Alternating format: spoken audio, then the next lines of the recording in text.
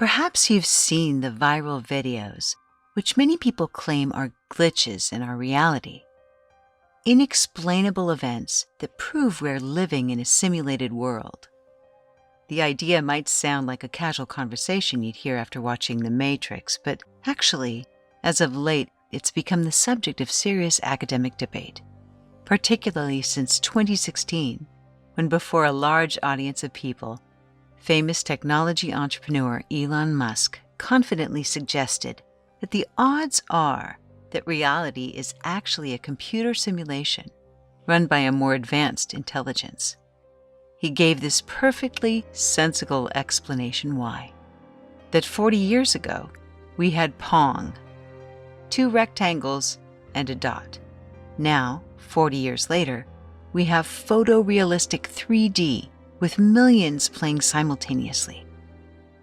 Musk explained that the degree of technological advancement in video games in just 40 years was so phenomenal that it's clear they would become indistinguishable from reality, which meant that the odds that we're in a base reality right now is 1 in millions.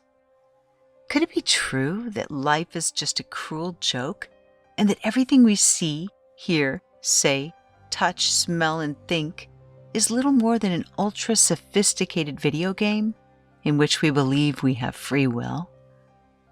As it turns out, this concept has been explored from both an ancient spiritual and a current scientific model.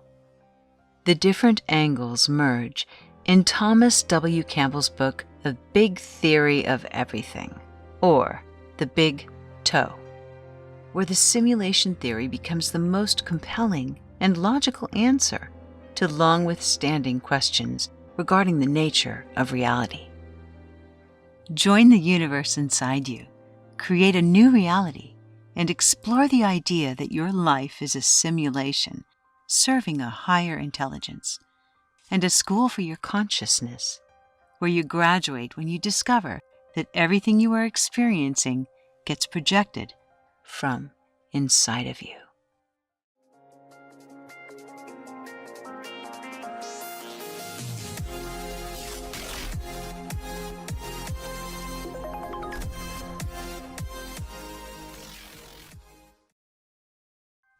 By definition, a simulation is an imitation of a situation or process. Beyond video games, simulations are used mostly for training in unique or extreme conditions.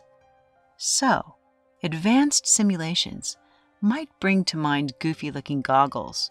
Since its invention, however, the ultimate goal of simulation has been to hack the brain neurologically, to simulate virtual reality directly into it.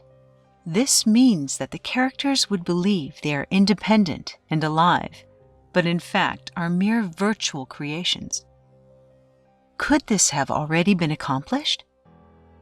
Could our entire reality be virtual? According to ancient wisdom, yes. The theory that reality is not real goes back thousands of years. Take, for example, the Tao, which describes a mysterious, numinous unity underlying and sustaining all things. It is inaccessible to normal thought, language, or perception, but is omnipresent. In Hinduism, the word Maya means unreal or deceit. It's the state when the mind confuses the myriad forms of the world as real, without understanding the unity that binds them all together. Yogi Vasishtha says, "The world is nothing but a mere vibration of consciousness in space. It seems to exist even as a goblin seems to exist in the eyes of the ignorant. All this is but Maya, for here there is no contradiction between the infinite consciousness and the apparent existence of the universe. It is like the marvelous dream of a person who is awake." In the Kabbalah, the world in which we live is referred to by the Zohar as almadshikra, which means the world of illusion or the world of lies. In Buddhism, reality is seen as a projection, resulting from the fruition of karmic seeds, which are called sanskaras. Author Don Miguel Ruiz shares about Toltec wisdom, an ancient Mexican culture. He says this: "The Toltecs believed that life is a dream and that we are always dreaming, even when awake. It's as though we are starring in our own movie and following a script we write ourselves. All those around us are starring in their own movie based on their concepts of the world."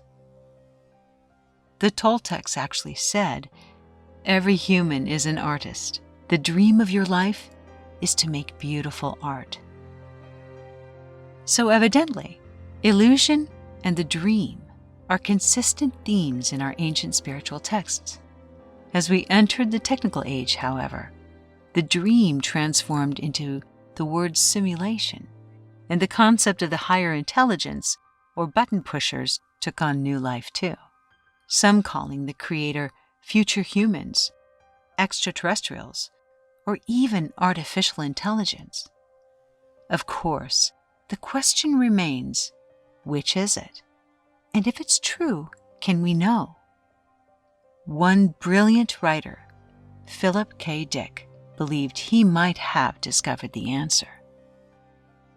On an otherwise normal February day in 1974, then little-known science fiction author Philip K. Dick was at home following oral surgery, painfully anticipating the delivery of his medication, and listening to the Beatles' song "Strawberry Fields Forever."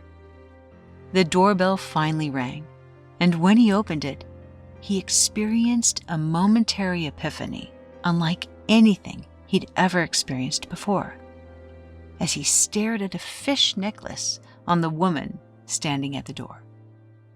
Dick described that moment as an invasion by a transcendent higher mind.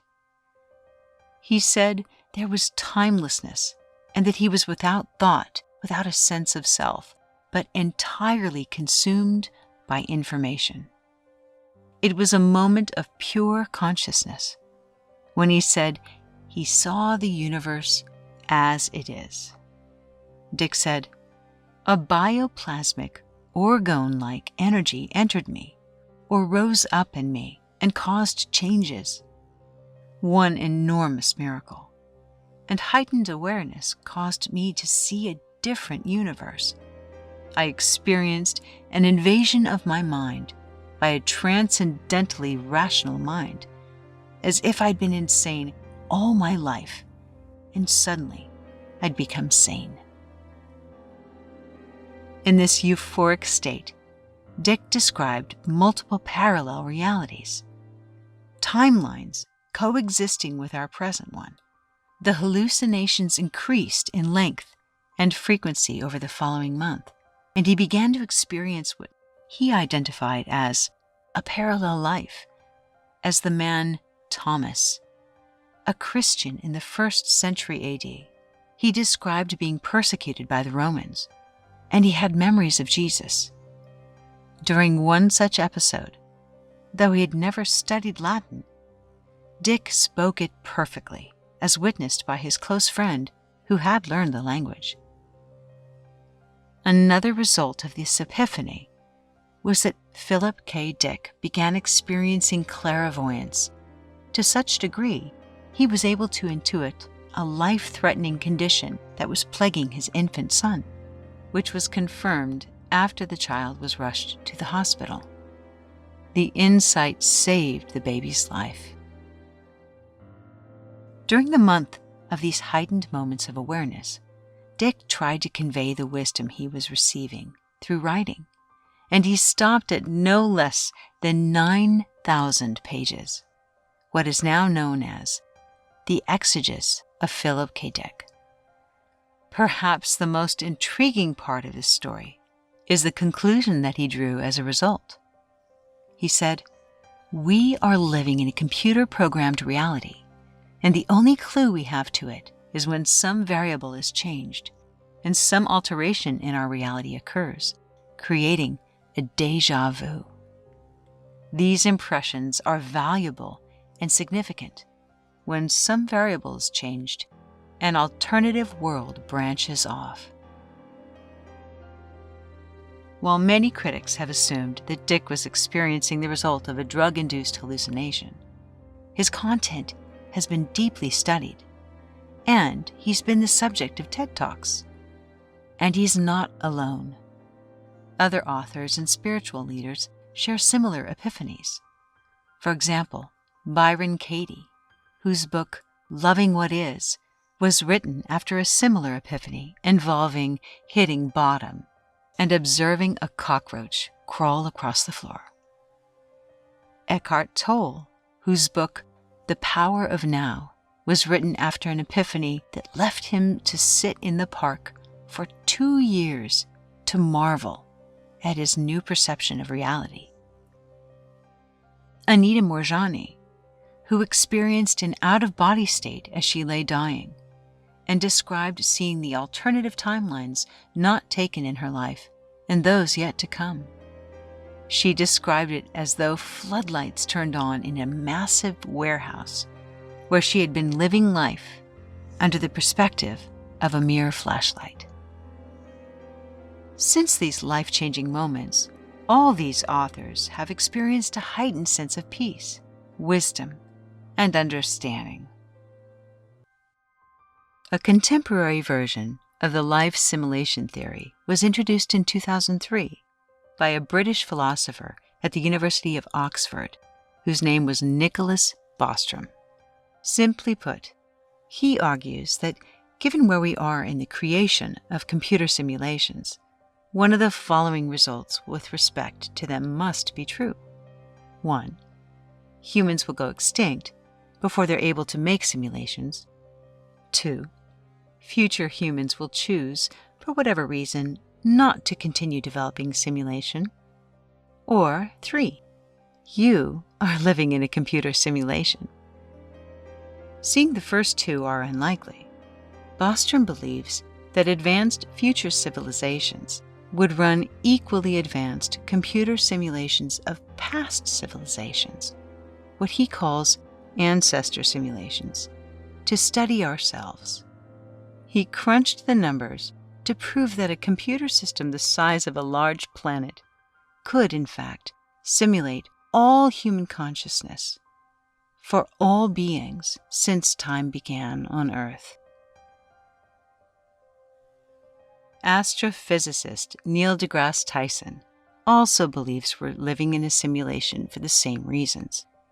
He says that because we have the power to program an entire world inside of a computer, imagine the future when we can create characters who perceive they exist independently of their creators. And then they create their own simulations, which means now you have simulations inside simulations, going all the way down.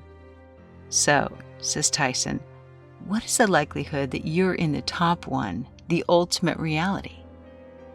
You are probably made by a hyper-advanced alien basement dweller, or your creator might be better known as a simulated computer nerd.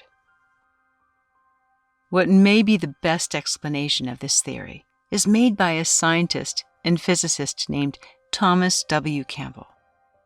With impressive credentials that include specialization in experimental nuclear physics, Campbell served in the defense industry for decades, for the Army's technical intelligence, and later in U.S. missile defense. In his richly detailed trilogy, My Big Toe, an acronym for My Big Theory of Everything, Campbell offers immaculate logic explaining how a multitude of seeming unnatural and contradictory occurrences, such as these, actually make sense when we come to understand that consciousness is simply information, and we are generating perception from our consciousness. For example, your eyes receive light, your ears receive sound. It's all information. These electrical impulses end up in neurological patterns. But if you were in a dark cave, your brain could still receive the same pattern of neural stimulation through your imagination. The perception is generated inside the brain, not outside of it. According to Campbell, we each make our own reality, and I only get a shadow of yours, so I must interpret what you say or do. No one experiences the exact same reality. We all receive and generate different information, and we are all a part of this larger, unified consciousness system, just pieces of it, as it were, separate constructs in a unified field. It's a multiplayer game, just like World of Warcraft, with our own independent data stream. If consciousness is a pure data field that is self-aware and evolving, it can exist in two states, a system aware and unaware of these states. Different players, which are each a part of us, interact with each other with a perception of free will. Our relationships are what help the system to evolve. So the goal of a virtual game is to win by experiencing challenges which are then overcome. This virtual physical reality is our schoolhouse. We are characters evolving in consciousness, says Campbell. We are evolving through an information system. As Campbell points out, when we understand and embrace that we are living a dream that we create, the theory unifies otherwise contradictory concepts, like physics with metaphysics, and the normal with paranormal. Everything that is an anomaly makes sense if you realize that you are creating it. In his famous 2017 TED Talk, Your Brain Hallucinates Your Conscious Reality, cognitive neuroscientist Anil Seth claimed this: hallucination is an uncontrolled perception. Perception is a controlled hallucination. These simplified explanations of the simulation theory barely scratch the surface of this complex subject, but the philosophy is broken down into simple language in Jeff Street's upcoming book, The Grounds of Existence, which is available on his website, divine-cosmos.net. In it, he explains how consciousness is the ultimate computer, generating symbolic representation of reality. How the props in our world are imaginary, but the experiences that we have are very real. And the empowering understanding that as information entities, we cannot be harmed by any games that we play in this thing we call life. Street also explains that in fact suffering becomes the best stimulus for growth and evolution, to learn compassion, to learn non-judgment, and to master our belief system. And our belief system serves, in fact, as the confirmation that we are truly creating our world from within. You may prefer to believe that you're only a material form in a physical world. But if you do, just remember the next time you sing this harmless little lullaby, someone wanted to remind you of otherwise. Row, row, row your boat gently down the stream.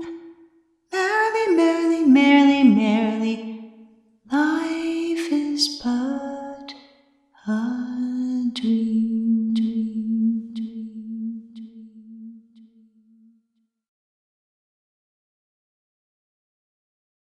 Thank you for watching. Please hit like if you enjoyed this video. We hope you'll subscribe, and if you'd like to be notified of future releases, just hit the bell button.